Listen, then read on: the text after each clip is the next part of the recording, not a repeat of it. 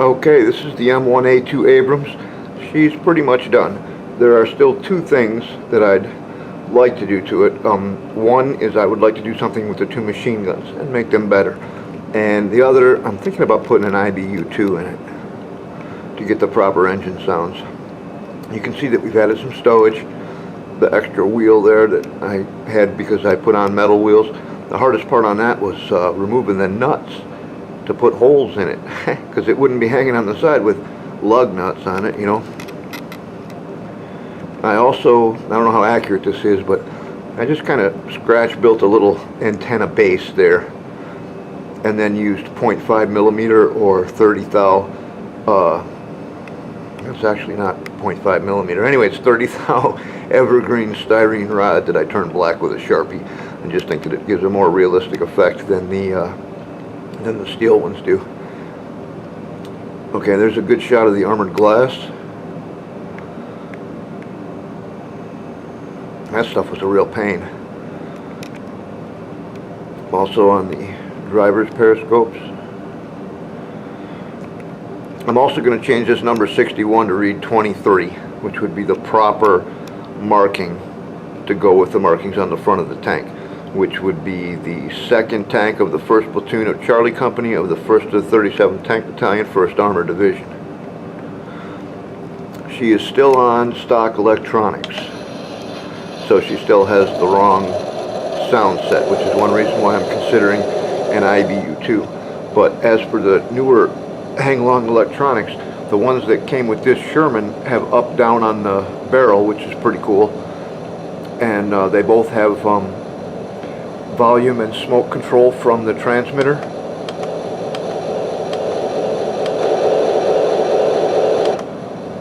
And they both have proportional turret rotation. You can move slow or you can move fast. I have this one set up for 360 rotation, but it does not have a slip ring. Usually with these airsoft tanks, a slip ring is nice, but it's not absolutely necessary if you're careful, because there's really only 2 sets of wires coming down from the turret, and that is the 3-pin that connects to the daughter board on the underside of the upper hull, and the 2-pin for the trigger switch. Now, this particular tank has a seriously wicked airsoft cannon. I'm going to shoot it at the bar behind me, and you'll probably be able to hear it bounce. Notice there's no track recoil.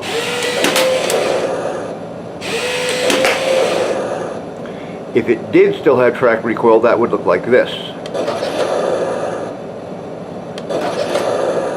I've never seen a real Abrams rock that far.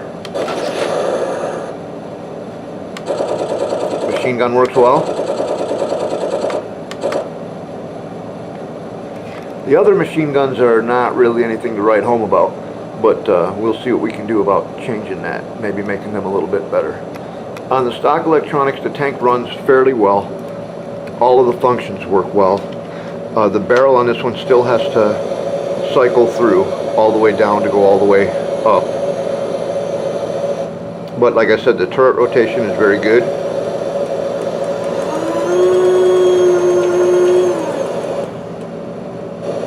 You can have it creep along real slow, or you can speed it up.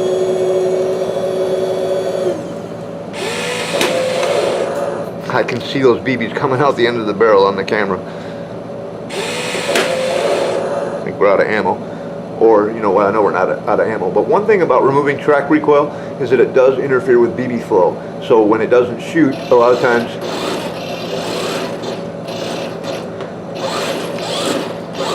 you'll have to rock it around a little bit to get the BBs flowing where they're supposed to. Still didn't work. And I got track recoil that time. Did you see that? But with the track recoil, the BB started coming out again. I've got a Komodo unit in this to eliminate track recoil, and it does slip up every once in a while. Pretty good little board though. So there you have it, the M1A2 Abrams with the NATO camouflage and markings, with the special film for the armor glass. I'm actually kind of pleased about the way that came out, that armored glass. I think it's about as close as I'm going to get. Now you can see there's the one periscope that I screwed up. You see where I messed up the paint along the top? Well, nobody's perfect. This machine gun has definitely got to go. It's nowhere near close enough to being realistic enough. And this machine gun also, it's not too bad once you paint the ammo in there, and you know, there's a guy on the forum that's done some extra work with his with styrene strip. I'm going to take another look at that real close and see if it's anything I can use. And there you have her. The Hanglong M1A2 Abrams. Totally upgraded with all kind of metal crap and new paint. I tell you what, guys. If you like it, make me an offer. She's up for sale. If you look at the other videos, you can see I've already got right about $600 into this tank. So, like I said, if anybody's interested, make me an offer. I'll sell it. See you next time.